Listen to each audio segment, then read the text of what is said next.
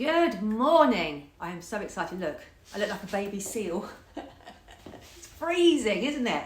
Anyway, I don't care. I think this is cosy. It's fluffy on the inside as well.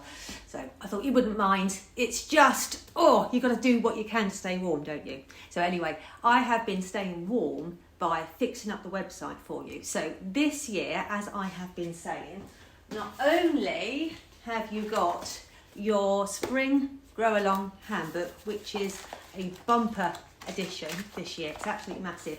But we've also got the Seed ID supplement, which you can print. I've only got a black and white printer, which you can print out as well if you want to. So if you've got a colour printer, that would be lovely. However, I thought if I keep it separate, so I know you like to print your handbook, but if you forgot that the Seedling ID catalogue supplement was there, and then you used all your toner up, you'd be cross with me. So I thought I'll put it separately. I've got the shop all set up for you, and you will see, if you go to the basket, you'll see that you've got your whole basket timer here again for you this year. So you can put in your favourite items first, and then providing you keep adding products, it will keep resetting to 10 minutes, and then you will be guaranteed, I've never known it not to work, you'll be guaranteed to get the seeds that you want, but just don't wander off and make a cup of tea. Then I've also added the handbooks to the website to add in automatically in your basket. So there's a little note here to say the qualifying amount of seeds that you need to order to get the handbook. So if I just change this one to, let's just say 7, that should make sure that we're in the threshold. Ta-da! Look at that. So it adds both handbooks for you automatically. That hurt my head getting that sorted out. One handbook I can do, but adding 2 handbooks, that was a bit more tricky, but I managed to work it out. So I'm really pleased that's working. I've given it a good old test. Now the handbooks won't go live in your account until after we have shipped your order. So you'll place your order, and then because the order won't complete straight away because it's got seeds on it, let me show you. Here we are. So the system won't complete the order until I have printed out your invoice ready for picking and your shipping label, because if I complete them straight away, then I won't know which ones we've picked and packed. Does that make sense? So as soon as I've printed them off, so they won't have yet left the building, but as soon as I've printed off your invoice and your shipping label ready for picking and packing, at that point you'll get an email. So you'll get this email saying that your handbooks are now ready and waiting in your account. But you can also log into your account and see if your order's processing still, or if it's been completed, and if it has, then the handbooks will be there. Now if you just go to accounts, click on that, my accounts, and then you can go to your orders, and it will tell you whether or not your order, here it comes, your order's been completed, in which case the handbook will be there, and if it's in processing, it won't be there yet. So if I now view my invoice, and giving it a good old test, and then scroll down, look, there they are. Both handbooks, they're ready for you to click on them whenever you want. In a little while, I'll be going through, you can see I'm ready, I've got my seeds out already. We'll be going through which seeds that I'm sowing first. I'll just do a little overview of which ones we'll sow first, which ones we'll sow second, and which ones we'll sow third, just so you can get a brief idea, and also that will remind you if you need to order anything. But the one seed we'll be doing first is the poppies. These are the poppies. So we haven't done this before. So this is going to be an early late winter sowing, because you've got to be careful. If you sow them too late, they won't get the height.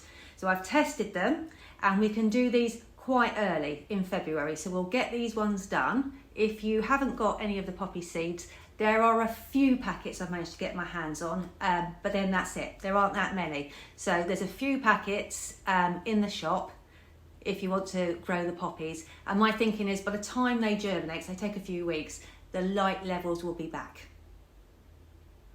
So the next seed I want to talk to you about is the amaranthus. Now you probably noticed them. They were everywhere in my garden last year. They are my absolute favourite thing at the moment. I did one pot, I did 4 of the green and 4 of the red in 10-litre containers and left them on the patio. And I did nothing. I planted them in May and I did nothing to them. Not dead-headed, nothing. And apart from just a bit of tomato feed just to keep them vibrant, because obviously the compost will run out of nutrients after all that time. But May all the way to the frosts with no work whatsoever. So anyway, I couldn't decide whether or not you'd want to go the green or the red, and they do go so nicely together. So I've done one of my Zoe specials. This is not available anywhere else. I put both colours in the same packet, so you only have to buy one packet, and then you can prick them out as seedlings. I brought up this Seedling Identification Supplement so that you can see. So here is the amaranthus, and look, can you see? They germinate red or green. So I thought, well, I'm perfectly safe then to put them in the same packet, because as soon as they germinate, you'll be able to tell which is which. And these are them when they're a bit older. Can you see? Look at that foliage. Absolutely beautiful. So anyway, they're really fun to grow. They're really, really easy. And that's to say, the maintenance was so low. And I put them in the front of my beds and borders as well. So patio pots and the garden, and you've got plenty of seeds in your packet. So fast forward, and this is my special patio pot mix. So I've ordered in the seeds in both colours because I think they're equally beautiful. But then what I've done is I've had them blended so that you'll get both colours in your packet. And they're so easy, even from seedling stage, to tell which one is which. So that means you get to try both varieties, but you only have to buy one packet of seeds. That makes me very happy indeed. I hope you really enjoy them. I am. And the Rebecca, well, my goodness me, they are massive this year. Absolutely beautiful. It's just glowing at the moment, isn't it? The sunlight. It's just wonderful. I'd bring you down so you can have a look. So I tend to water at night because you can get them a really good soak and then they don't evaporate.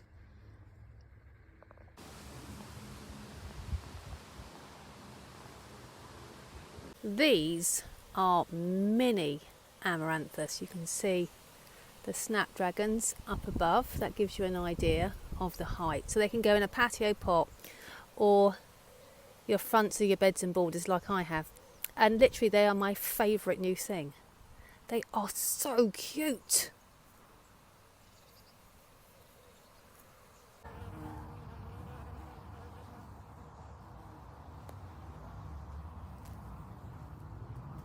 Every year on the patio I have a superstar plant, and this year it has to be the amaranthus.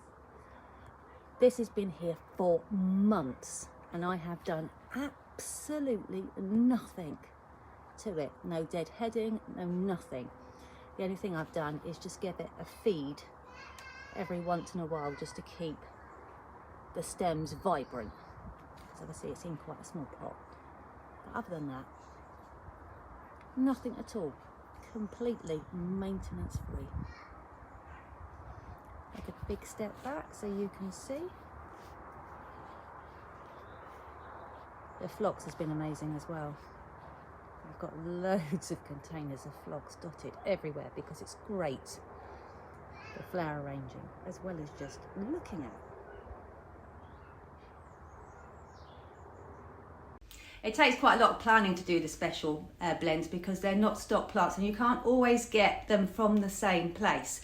So we have to organise them, make sure that we can get them, and then have them especially blended. So for example, these are my specially blended zinnias. I'm so proud of these.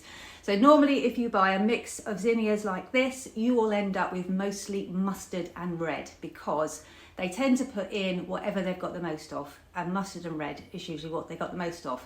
So I don't want any mustard or red. It doesn't go with any of my plants. So this, we only get in the colours that we want, and each of these colours have been chosen especially because of the other flowers that go with them in the garden and also in the vase. For example, this beautiful salmon zinnia, you'll remember how it goes amazingly with that hypericum in the peach. My goodness, look at the zinnia with the berries. Don't they look amazing? That is a match made in flower heaven. Look at it. Wow. I'm really impressed with that. the salmon zinnias from the special zinnia blend. Can you see that? That colour is perfect. So I'll pop those on top of the snapdragons as another option.